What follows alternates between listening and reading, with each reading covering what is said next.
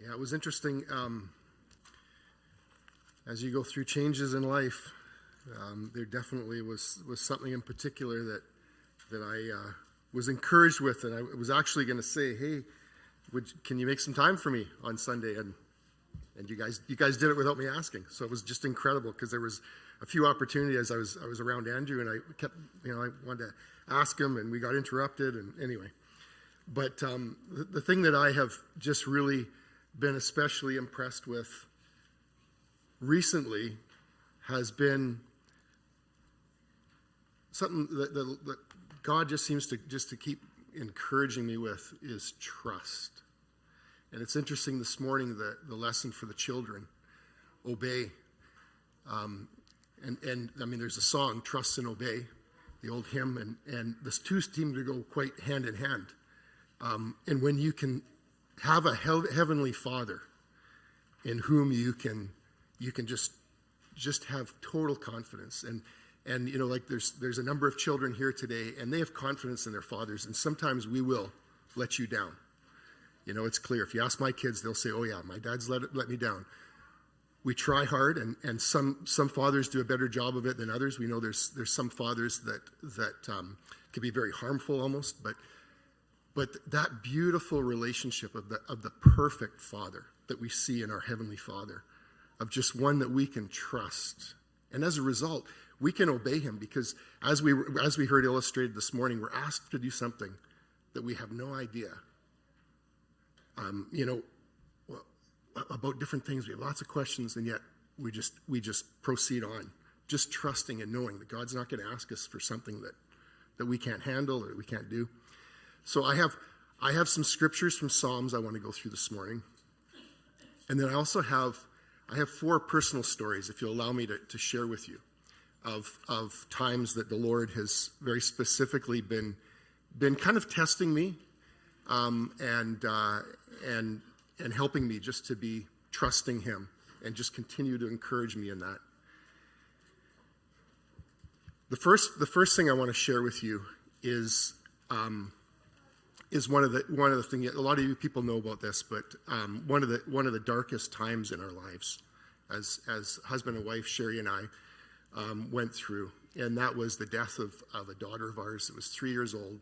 She died by drowning, so it was completely woke up in the morning, completely not expecting that to happen, and I know it's a very tough thing to share with people, and I don't do it lightly, and I know it's something that when you stop and think of it, it's a horrific thing, and one of the reasons I share it is because some of my other stories I'll share with you, the Lord, it seems like things have worked out, but that's one where everything went wrong that day. There was 100 different factors, maybe more, that just, one thing could have been different, and the outcome could have been different.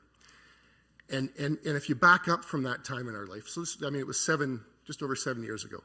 If you back up from that time in our life, I had this very distinct time, numerous times, I should say. I'd walk out to my car from the office that I was working in, and I just had this sense, Lord, I trust you. I just trust you. And for some reason, it seemed to happen after work for me numerous times. And then you go through something like that. And I can tell you after going through something as difficult as that, one of the most difficult things that a person can go through, that I can say, Lord, I trust you. I really trust you.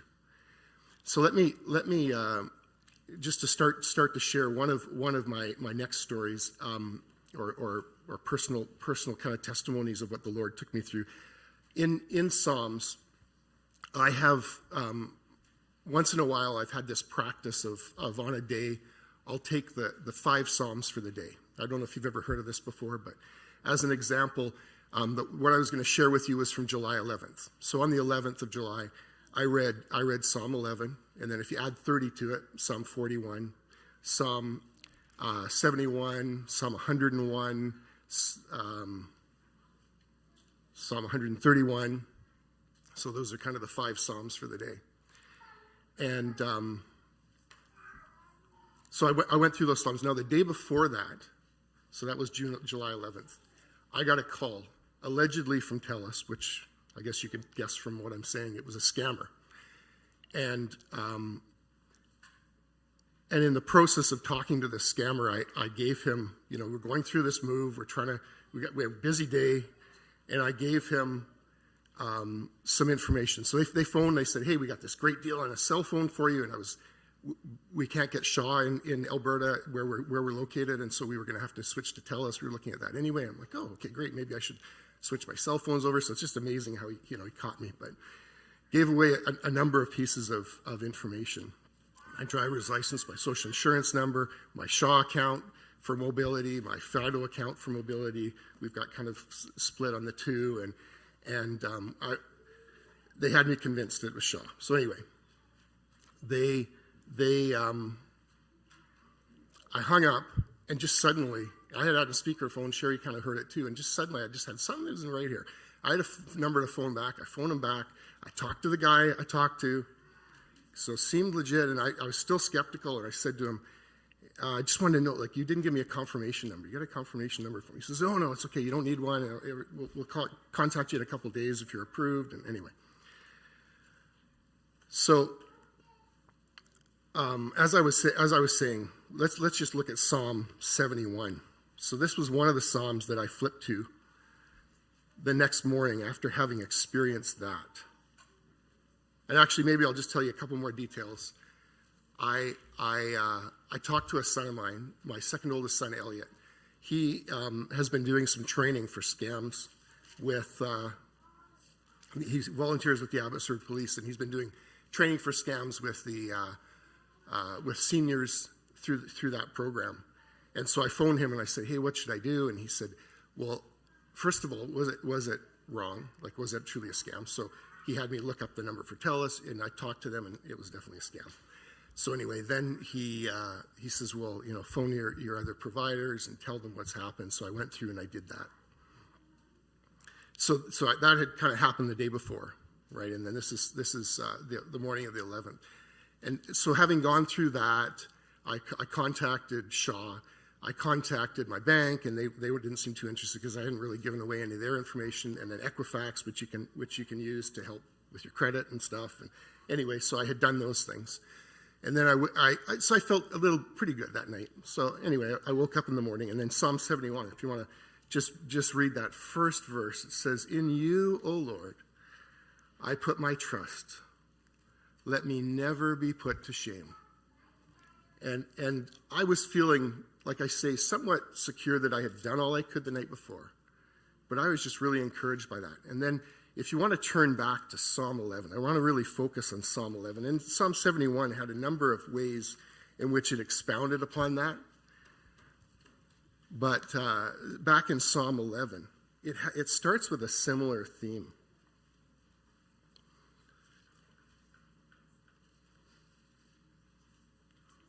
And actually, I'll just quote. I had a couple other psalms I had written down. One of the psalms is Psalm 20, verse 7. You guys are probably familiar with this, or many of you are. "Some trust in chariots and some in horses, but we will remember the name of the Lord our God." And then so trusting in chariots, trusting in things.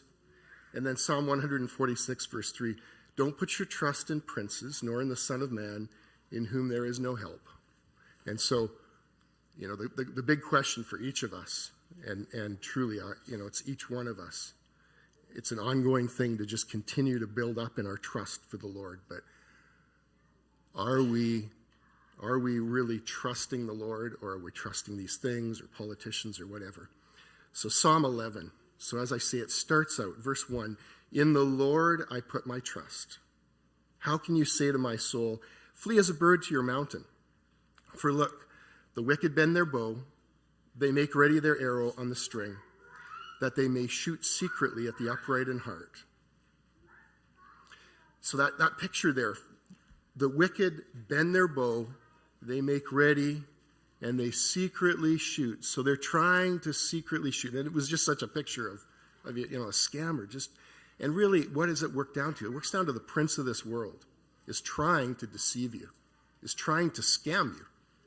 So it's, yes, these people are doing it, but really they're driven by the prince of this world, Satan, who's trying to, secretly shoot this arrow out and catch you and hit you. And then verse 3, it says, if the foundations are destroyed, what can the righteous do? And I'm reminded of a few stories of foundation. And one of them, or a few times when I was thinking about foundation.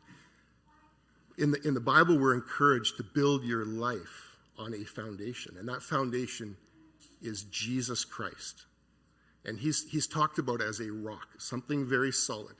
And I'll tell you a couple of quick stories. These are in addition to other things I was going to try and share. But when I was a kid growing up in a town in Manitoba, we had a lot of cold temperatures and shifting this, they called it gumbo. I can't remember. There was another Manitoba gumbo. But this one guy in the town was trying to build his own house, and he was using a wooden foundation. And he was kind of the laughingstock of the town, and for good reason. You know, you build a house on a wooden foundation, and things are going to shift in the soil and change. And, you know, you go to minus 40 in the winter and plus 40 in the summer, and things really are poor. And then another thing I was thinking about is this house that Sherry and I viewed a number of years ago in Brookswood. And you walked into it, and the house was tilted. There was something wrong with that foundation. I don't know if you've ever experienced such things before, or heard of such things, or imagine then you imagine like a high rise. Gets even more significant that foundation be secure. And they'll drive those piles down to make that foundation secure. It gets even more important when it comes to our lives, that our foundation is on something secure. You know, it's a shame for people. It's very sad for people to get to the end of their life and realize they had built their foundation on science. They had built their foundation on, you fill in the blank, things, politicians, whatever. And they had missed out on Christ, the solid rock. So anyway, that really encouraged me in this psalm, and just realizing the solidness of Christ. And then verse 4, it talks about the Lord is in his holy temple. The Lord's throne is in heaven. His eyes behold. His eyelids test the sons of man. And so God, there is God. And I took such comfort in this, thinking, you know, these guys are again, they're trying to scam me. And yet God knows. He knows exactly what's going on. He knows the secret things that person's doing. He knows the secret things that this person's doing. He knows the good things you're trying to do. He knows the evil things we are trying to do. God sees. And the eyelids, I don't know if somebody else may have a better understanding of that.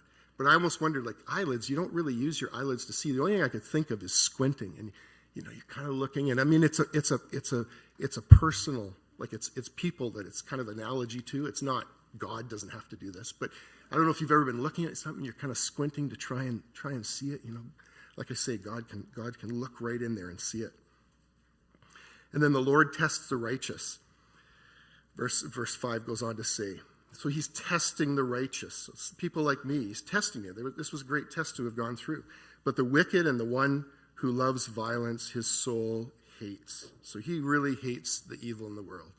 He doesn't take joy in it.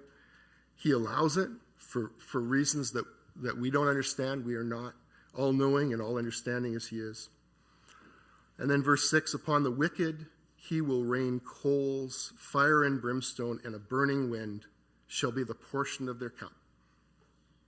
He's going to look after it, and let him have the vengeance. Let's not take matters into our own hand. Let's be wise, like I've said, you know, taking some of these precautions, but not trying to get back at the people that may harm us. Then on the last verse, for the Lord is righteous. He loves righteousness. His countenance beholds the upright. So as I say, I just took such peace and solace in that. And I think, you know, again, some common things, verses that we know, but Proverbs 3, 5 and 6, trust in the Lord with all your heart and lean not on your own understanding. Use your understanding. Use your mind. God has given you that, but don't depend upon it. There's times when we have to trust the Lord more. Again, you know, that a beautiful example this morning. Obey even if it doesn't make sense to us. Trusting him more. So then I went through that day, starting out feeling feeling pretty good. And then a couple of days later, I got a call from them, and guess what? I had been accepted. And I'm like, okay, what's this going to mean? I'm kind of playing along still. And the long and the short of it is they said, you're going to get some emails from Fido. Just delete them. They told us that those are they're a mistake. They're for somebody else. Just delete them. And okay, I thought, okay, and then hung up from the guy. And well, the next day I got another call from somebody, and they said so this is now a third person I spoke to with this group. And he says, did you get some emails from Fido? And I hadn't, but can you check? So I looked at my phone, and we have our Shaw account on my phone, and so I looked at that, and no, I didn't. And then as I'm talking to him, it dawned on me, for Fido, I happen to use a different email address. And so partially to just buy some time, but also, would take effort, it's only on my computer. And okay, I said, well, you know what's on my computer? Maybe in the next hour I can check it. And so he says, well, I'll call you back. So I hung up from him. Amazing how, Satan wants to deceive. He wants to deceive us in everything, doesn't he? And anyhow, so then I checked my email. I had 3 emails from Fido. Your passcode has changed. I hadn't changed my passcode. And I neglected to mention, I contacted Shaw the night before after reading Psalm 11. Again, like I say, I carried through. I connected with Fido. It's a little bit more difficult. Anyway, so your passcode's been changed. We've changed your plan to what you wanted with more data and all this, and it was going to cost you more a month. And your iPhone's on the way. We're going to ship you your new iPhone. So okay, I've been had, and so again, it was really awkward. Now I'm in this fret. Okay, and part of what I wanted to just encourage you with is that we trust the Lord, and yet there's times when we're almost like we start fretting again, and we're going to get that ache in our stomach, and some of that is good for driving us to try and do what's right and properly get things done, as long as we don't take our eyes off the Lord and start lacking in our trust of Him, right? And so anyway, those were some of the things I was going through. So to make a long story that I'm making very long, try and make it shorter, so I'm waiting for them to call me back. I ended up driving to Willowbrook Mall, and I talked to a guy in the store. He showed me in their phone system how to immediately get in and talk to somebody.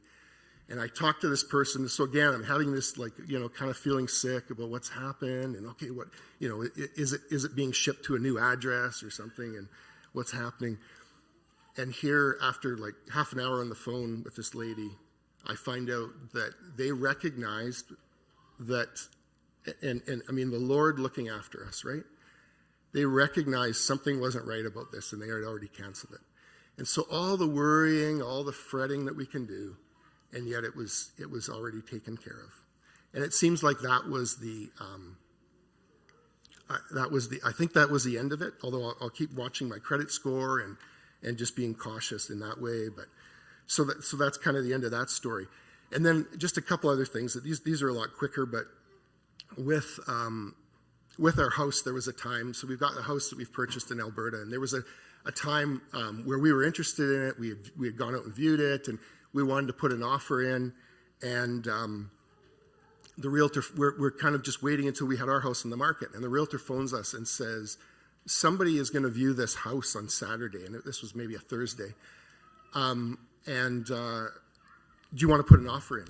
And we said, well, I talked to Sherry, and I called him back, and I said, no, we feel like if God is in it and He wants to close that door, then He'll close that door. And that's one of the ways that I just like to just leave it to Him and not get in this sort of this bidding war or whatever, right? And just be trusting Him. So we did that.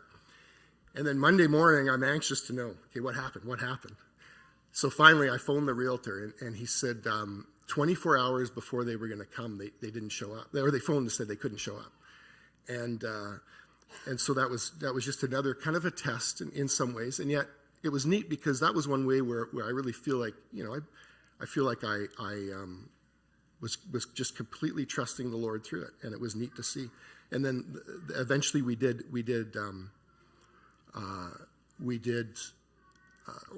make an offer on it, and we're successful. And so that's where we're headed now, to that home. And another little story I'll share with you about trust is we met with a couple, and I'm not sure if any of you here would know them or not, but John and Mary Skelton, very dear,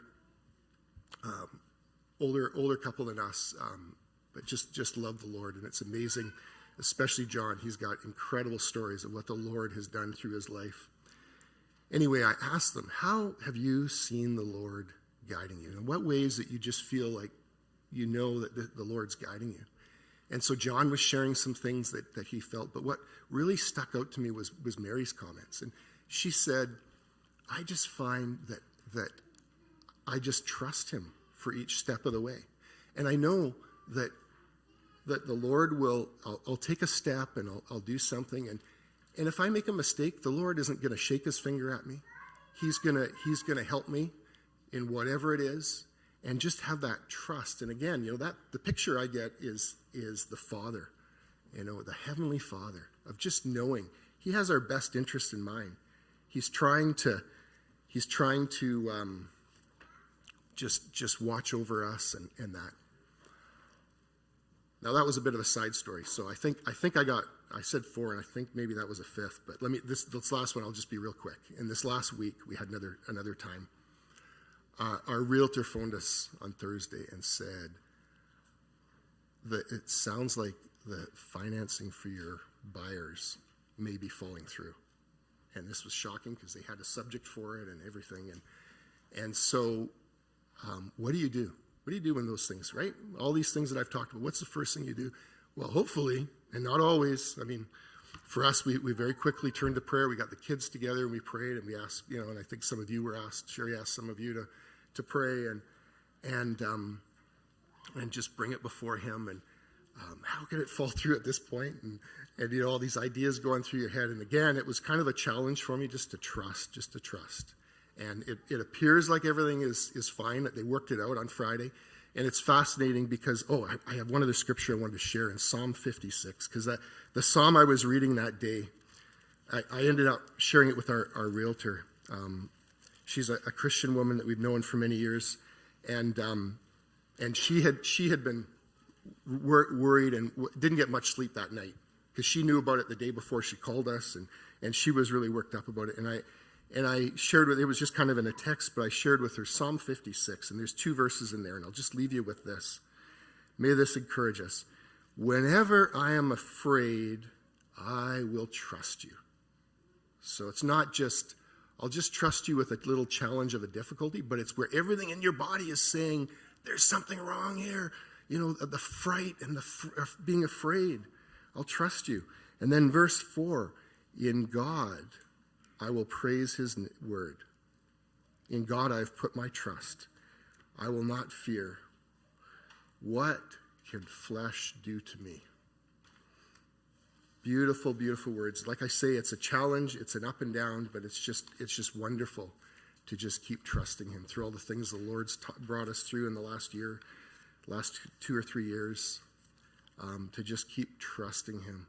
And it's something that I just continue to be reminded of, and those, I tell that little ache in your stomach and you just have to remind yourself, read the Psalms, encourage yourself, I trust you. I know that you're there looking after me.